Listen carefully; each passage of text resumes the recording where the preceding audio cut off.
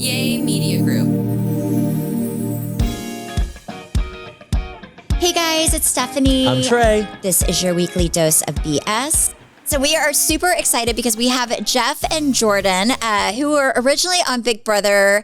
Trey, do you watch Big Brother? No, I've actually never seen Big Brother, but I had more people respond to my Instagram story and they were like, you met Jeff and Jordan? You guys are filmed like 24 hours.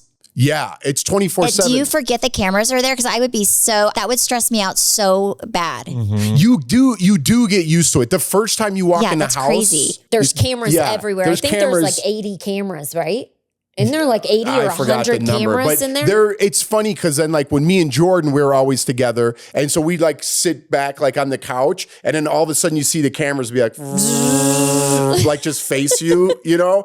And you do get used to it. Like towards the end, you kind of get used to it. And they really do relax with you as production goes on. So when you make it like to the final 5, production will play with you a little bit, you know, and like the camera will be there and be like, are you guys watching us? And it'll go like up and down, like, yes, you know, so they'll play with you a little bit. You have fun with the producers when you're in there, but you do get used to it 24/7, but it's wild. Even I remember getting out of the house and it took me like a week to know that I wasn't mic'd up. Because I'd be like, oh my God, someone's having a conversation and be paranoid. I'm like, I'm not even on the show anymore. So it does, after so many months in the house, it gets ingrained in your head. I remember my mom and brother were talking and I was watching them and I was like, are they talking about me? And I was like, oh my gosh, I got to snap out of it. Yeah, you need a like little psychiatrist. things like this, you think you're constantly playing the game. It's weird. Yeah. So did you have any space that was like private? Like, no. Were there cameras in the bathrooms? Yeah.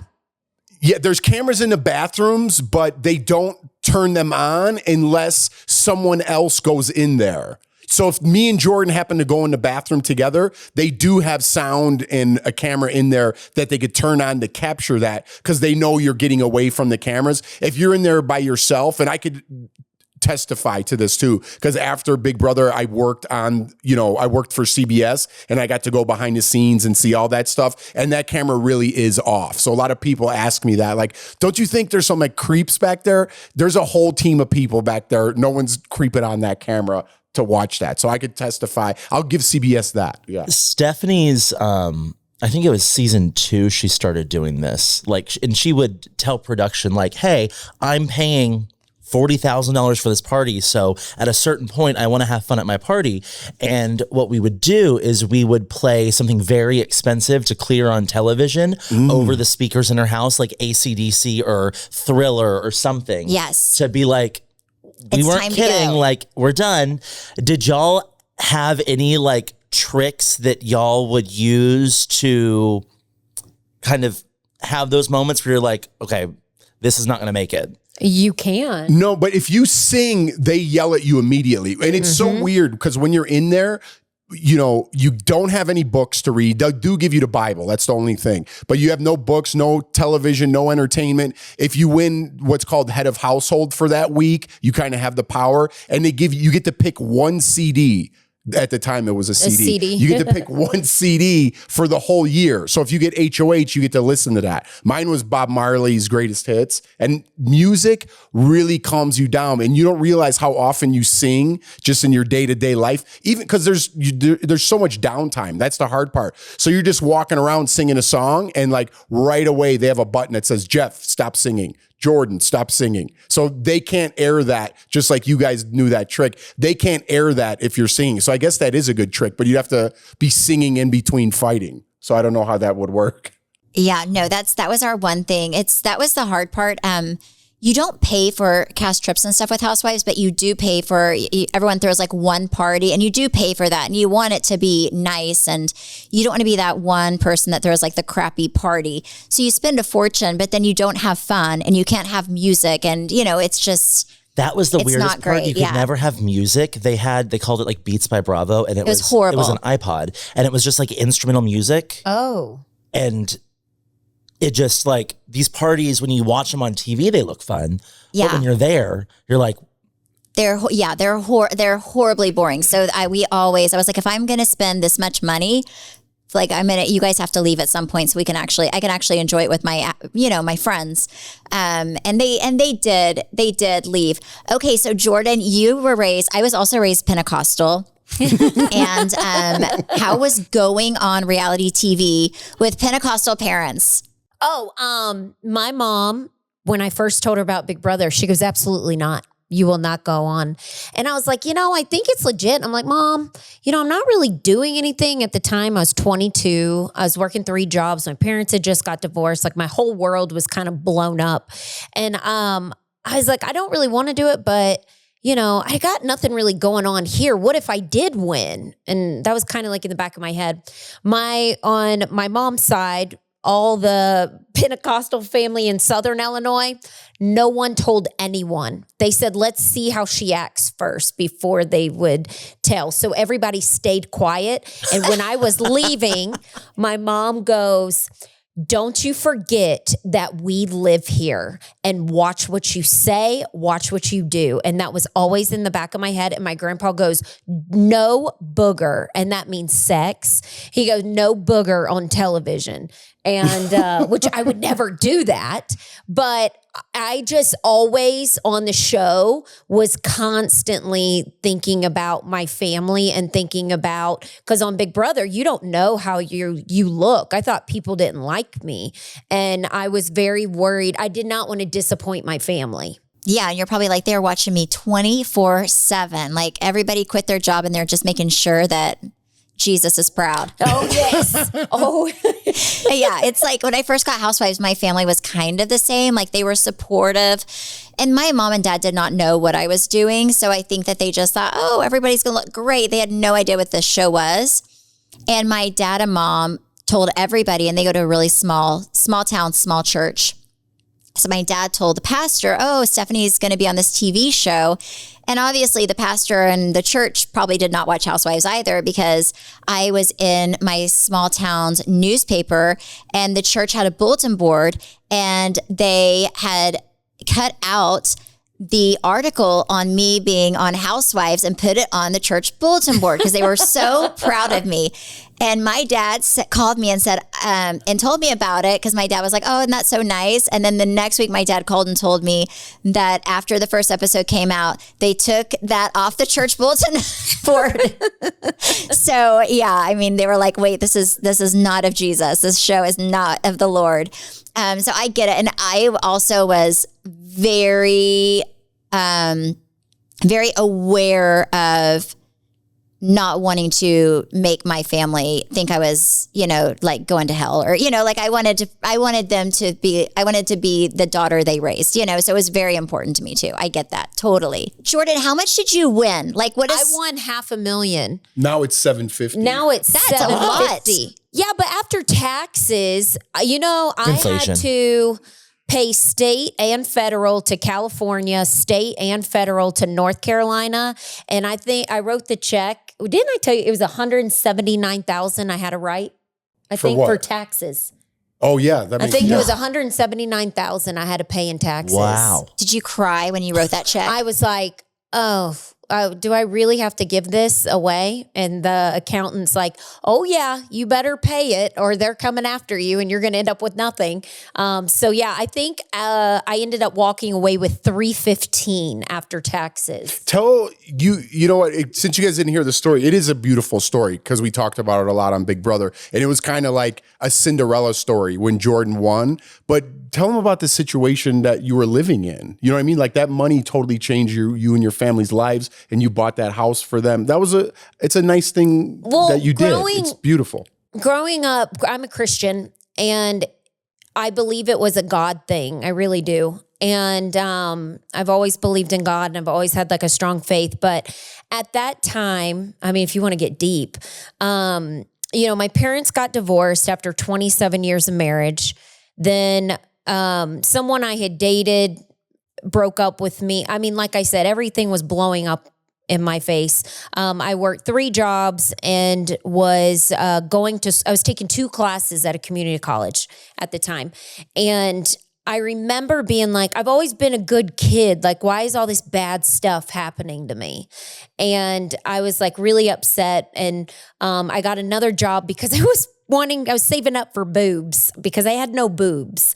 And I was like, I want confidence. Wait, boobs or boots? Like boobs. Okay. Boobies. That's not the story Stephanie and Trey I wanted her to tell. No, she'll get back on track. I'll get back on track. But so my parents, my dad did well, and I don't know, everything. My dad ended up losing everything. My mom had to, she moved in like this townhouse, and I shared a room with my mom. I was living actually with my best friend's mom. This was during everything that happened. Like my parents lost their house, and I left my best friend's mom's house and I went back to my mom's house. So we were sharing a room. And I remember being like, man, I'm such a loser. And I would see everybody in college like having fun. And I'm like, I can't believe this is my life.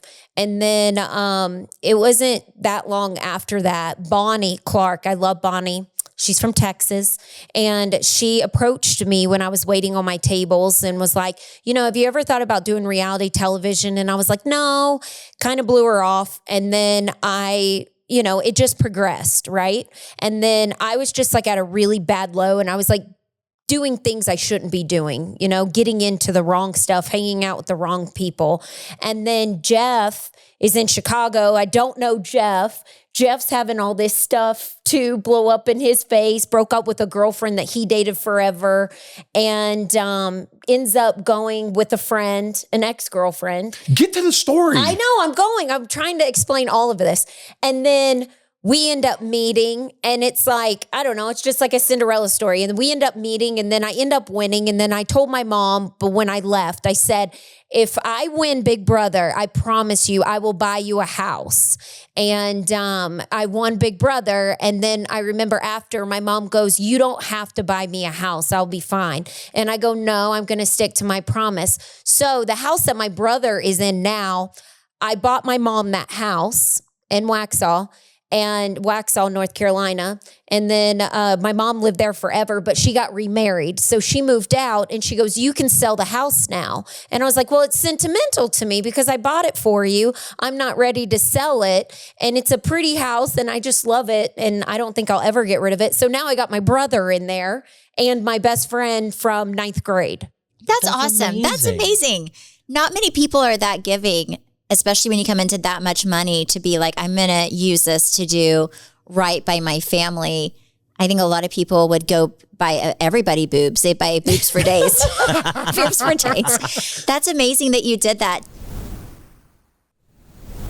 Did you guys, I remember talking to you on our trip, and I know that you guys, officially got together after the show, which I thought was super interesting. Were you guys dating were you guys together at all during the show, or did everything happen after the cameras stopped rolling? Are you talking about sex? Anything. Yeah. Were you guys were you guys boyfriend, girlfriend? I know you met on the show, but were you guys We flirted, and we dating were, whenever you guys were on the show? Yeah, or were you guys I think that was part of how the audience responded to us, because we were trying to keep it cool, but we were best friends first on the show. We had each other's back, and then, things started to get romantic in a sense, but we didn't do anything on the show. We kissed a couple times, but I knew there was something there, but I didn't, it was so weird. It was so weird just hearing people's reaction, because I knew there was something there, and I had Jordan's back 100% on this show, that it could get very cutthroat. So that was, I guess, different for the audience. And then watching us, kind of fall in love on television, but it did definitely progress after we got out of the house. But I remember when we got out of the house, Jordan won. It was kind of like a whirlwind, that crazy night, and I'm like, well, I'm going to stay in LA for a couple more days, because I used to live in LA before that, and I had some friends there. So I'm like, why don't you stay a couple more days? We'll hang out, after the cameras go away. And she's like, okay. So she agreed to hang out, and we had fun, and we stayed together for a couple of days. Then when she was leaving, she didn't even know how to work a kiosk at the airport. At the time there was kiosks, and she's like, how do I work this? And I'm like, well, here's what you do. You got to learn how to do this, because we have to come see each other. And she goes, oh, you want to still see me after this? I'm like, what are you talking about? Of course I want to see you. And she's like, oh, I thought we were just going to go home. She thought I was just going to go home back to Chicago and be like, that was fun. See you later. And I was like, what are you talking about? And then I don't know. I thought, well, he's 31. He's better looking. Like he's like, people think he's really attractive. And I'm like the plain Jane from the South. And I was like, he's probably got a girl in Chicago, or he had like a bunch of girls. And I had went through that heartbreak with the person in the past. And I was like, I don't want to go through that. I don't want to let myself like him too much, because he's probably going to go off and find somebody else and he'll be fine. And then he stuck with the plain Jane. Get out of here. How long did you guys date before you got engaged and then married? Oh, a long time. Well, our son's 9. So we got married 9 years ago. Yeah, we got married 9 years ago, but we were engaged for 2 years, I think. But we dated. I mean, we were together since the show ended. So we've been together for 16, 17 years and married for 9 going on 10 in May, right? No, March. We never could remember because I didn't have health insurance and I just got pregnant. And so I needed health insurance. So we had to hurry up and get married so I qualified for health insurance. Yeah, we were planning a marriage. We were planning a marriage in Mexico, and we were going to get married and then that's when Lawson was created in Mexico. Yeah. And thanks, little buddy, he saved me 50 G's or more. Oh my gosh. So whenever I got pregnant, it was sooner than Travis and I thought we would get pregnant. And I did not have health insurance. Like I was married, but he did not have health insurance. He was just paying out of pocket. And as soon as we found out I was pregnant, he got health insurance real fast through the company because, so I'm right there with you. It's, and then it's crazy. But our friend Trey's trying to have a baby and he said it's actually cheaper to have a baby without health insurance. So I'm like, I should have just done that route. I don't want to. We could go down tens of thousands of dollars cheaper. There's a doctor in Dallas that posted a TikTok that went viral. She called all of these different hospitals and was asking what the cash pay rate was for like the birthing package, including, epidural and all this stuff. And the average cost that she was getting was like between $5,000 to $7,000 cash pay. But if you had, and she went through all the different insurances, if you had insurance, you're paying around $20,000 to give birth. Wow. And it's like, okay, well, that's weird. But our son's doctor's office doesn't take our boys' insurance. And when I self-pay, it's cheaper than what it cost when we were with Jeff's old insurance with this. And it was great insurance. And it's cheaper for me to pay out of pocket at the doctor's office Isn't that crazy? than when we had good insurance. yeah, that's wild. Right? Weird. Okay, It's a weird keep world we going. live in. I'm sorry about Big Brother. So obviously Big Brother changed, the trajectory of y'all's lives. Had you not gone on the show, what do you think you would each be doing right now? I would probably still be in North Carolina. I would have never left. We just talked about this like the other day. Like, what do you think we would be doing? I think some things are meant to be. I don't know if you guys believe in that. I always thought, something would happen in my life, and I always was a positive believer in that. I'd have my ups and downs, but in the end, I always thought something would happen or something was meant to be for me out there. And I think that moment of me meeting Jordan and getting on Big Brother, I think that was meant to be. I know it sounds crazy and some people don't believe in all that, but I didn't know exactly what it was, but I think that was that moment that I was looking for my whole life. Aww. That was cute. That was cute. I totally agree with you. I think there are, whether it's negative or positive, everything is connected and leads you to where you're meant to go next. And like, I think had Stephanie not done Real Housewives and I not have met her, I wouldn't have moved from Fort Worth to Dallas. And then knowing that experience was ending, I would have never opened my bar and I would have never met my husband. It's all just connected, and life leads you where you're supposed to go one way or another. Mm-hmm. I totally agree with that. Yeah, I definitely agree with that. And what's really great about life is sometimes your destiny is greater than anything you could have ever dreamed for yourself, right? Like I always thought I would just marry, if I lived in Tulsa, I would think I made, which is a bigger city than my small town. I would think, oh, this is great.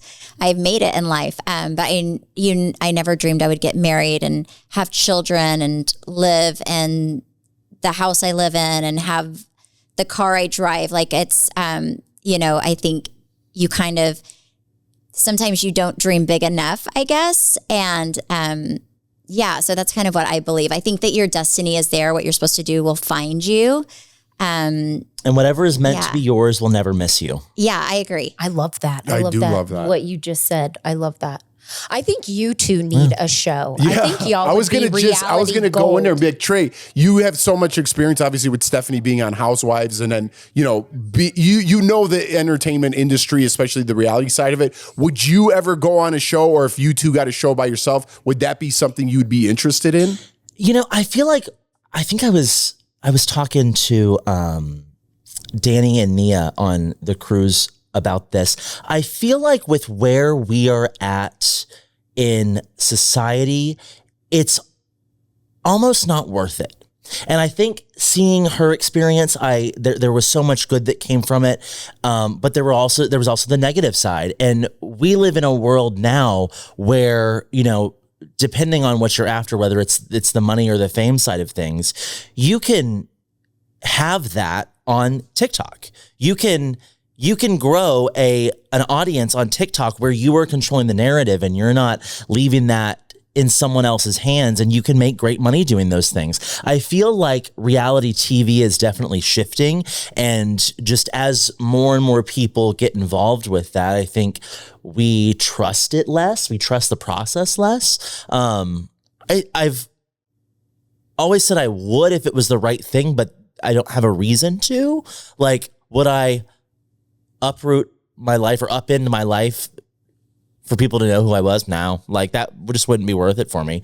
But I think just culture is shifting, and like there are other ways to achieve those goals, if those are, people's goals, without fully selling your life for it. But I would do a show with Stephanie, and it would be a hot mess. And I know that she would be the princess and I would be the one that has to like run through the shit, but I would do it. It's fine, Yeah, whatever. I'd be like, listen, I need you. Trey is great. Like I had a friend call me and she's like, how you make this sweet friend of yours do I got a job with Celebrity Cruise. I'm like, Trey, come with me. And then he comes and he makes sure I do everything I need to do because I'm, so ADD and I will not take a picture for the whole time I'm there and then freak out or, and then I got another job with Wicked. And I was like, Trey, do you want to do? He's like, yes, I will. So he just is along for the ride. So he is like, my friend's like, how you get this poor man to do these silly things with you. But I actually had someone last night come up to me and they were like, oh my God, I saw you in an ad. And I was like, for what? And she was like, it was like a sponsored thing that like I saw on Instagram, Cinemark, there was a video of you like in a dress. And I was like, oh, Cinemark put an ad spend behind that. That's okay, great. I thought that was just like going to live on her Instagram story, but your ad was funny. So I looked at yours before we did ours. Yours was so good. It kind of gave me inspiration for ours, but ours wasn't as good. They cut ours. They gave us too many notes and it ended up looking shitty. Oh no.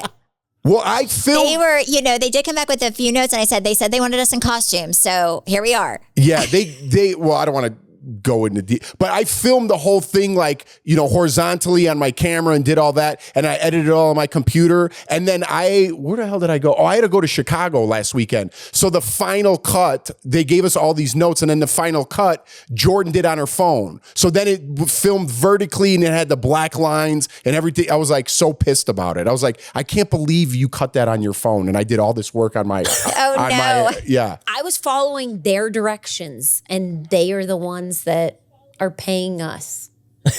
So. Yeah, whatever. I think we also live in a world where people want to portray this perfect life on social media. And something that I think Stephanie really leaned into very early on is people like the honesty and the authenticity. And if you just if you just have silly, stupid fun, people are going to connect with that more than they will your polished, perfect photo and your polished, perfect life. So I think we really lean into that side of things and just like rather, make fun of ourselves than let other people do it. But so do you guys, because I remember you guys starting your podcast and I was dying laughing. And Jordan, tell me if I'm wrong, but so I guess somebody said to you, because you guys do it from your house, which I'm super jealous. If I just walked downstairs to do the podcast, that was my dream. And someone said to you that you weren't dressing up enough or putting enough effort into what you were wearing or how you looked or something. So the next time you came on screen, I swear to you, you were like in your pajamas and you were like, people were complaining. So so I did even less. Give them less of what they want. Yes. Here you go. I'm not dressed enough for you. And said, you have an audience, you could at least run a brush through your hair. That was me. Jeff made a fake email account. Yeah.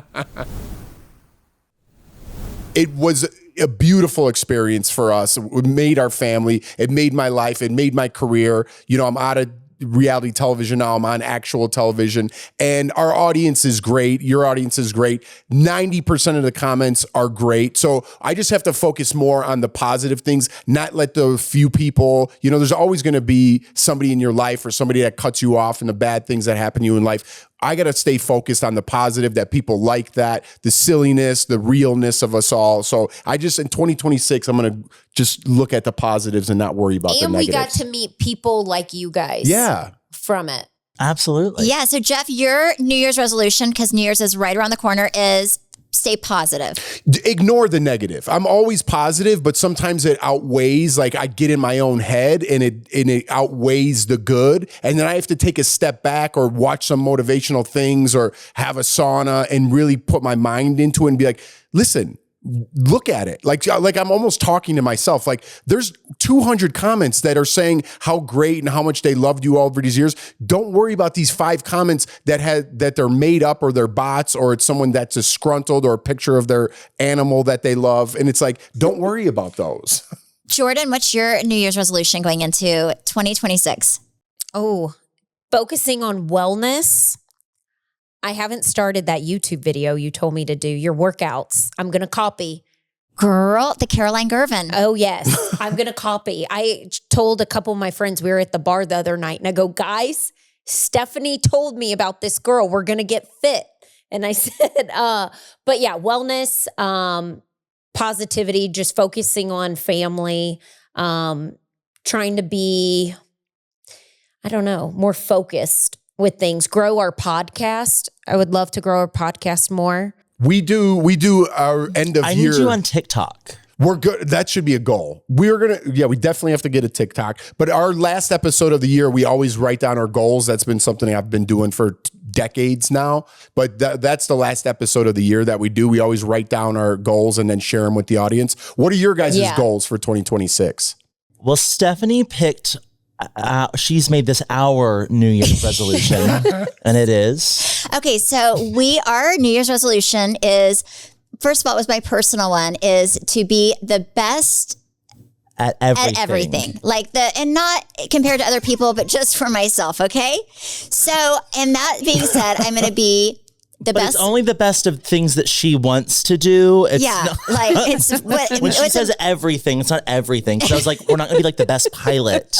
No, let's not die trying. Things that are important to me, right? So I'm like, okay, I'm going to be put all my focus into being the best mom I can be. Now, maybe I'm not the best mom in the world, but it's me versus me, okay, in my life, okay?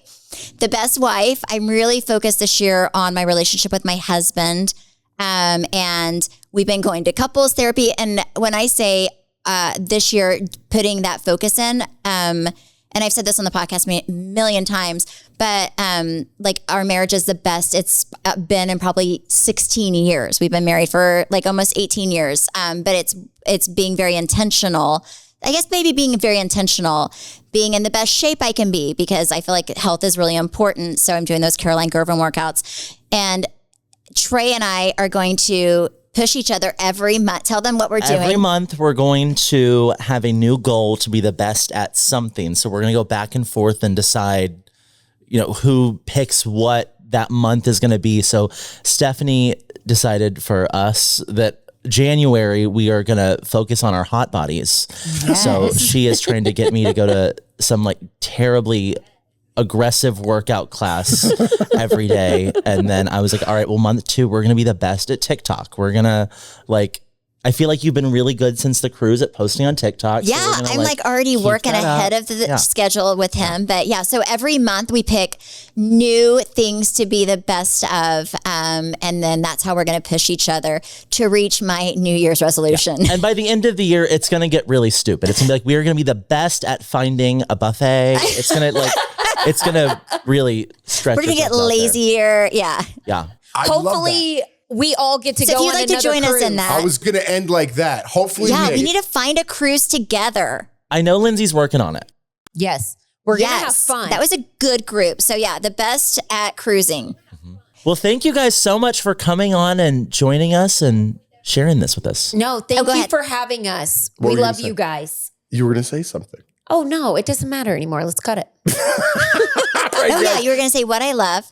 No, I just loved our group because it's like everybody does their own thing, but then it's like you don't feel like you have to entertain other people, but then like we all meet up at dinners and like hang out, and then it's just fun. Everybody, I don't know, is just on their own page. I like it. Yeah, and there are no egos. Like it's nobody thinks they're better than other. You know, sometimes you get in groups and it can feel like a little like, you know, especially I used to go to like, I've been to some influencer events, you know, because I love the free products they give you. And sometimes you show up and people can be kind of, you know, a little standoffish or almost like it's competition between people, but I did not feel like that, which is really nice because sometimes you walk into a situation and you're like, oh my God, this is going to be the longest 2 days of my life. But thankfully that did not happen. Yeah. Well, I love you guys. Thank you. Thank you. Thank you. I'm going to bring my husband and we're going to come to Colorado, and I want to definitely get together as a couple and have fun. That's my goal. Let's do it. Don't forget Trey, too. Yeah, Trey, you gotta come Trey's- too. He will come. The lavender husband. Yeah. Yeah. Both my husbands. Both my husbands. We love you guys. Thank you so much. I was going to say we all got to get together. We'll bring Jordan's brother. You bring your husband. You bring your husband. You bring your lavender husband, and we'll all have a good time. 2026, here we come. Oh, Stephanie, congratulations to your son. He won. Thank state you. champion. Thank Oh. you. It was, yeah, they won football state champions, which is a big, big deal. He gets a ring that I'm sure Travis and I are going to pay for. It's fabulous. It's great. He's excited. Super excited. All right, we'll end it there. Thank you guys so much. We had a fun time. We'll see you soon. Thank you guys so much for listening and supporting. You can follow me at Steph Hollman on Instagram, Facebook, and TikTok. You can follow me at Trey_Stewart. You can follow our podcast at BS the Podcast, and you can listen to Jeff and Jordan's podcast, Together Mess, anywhere you get your podcast. Bye.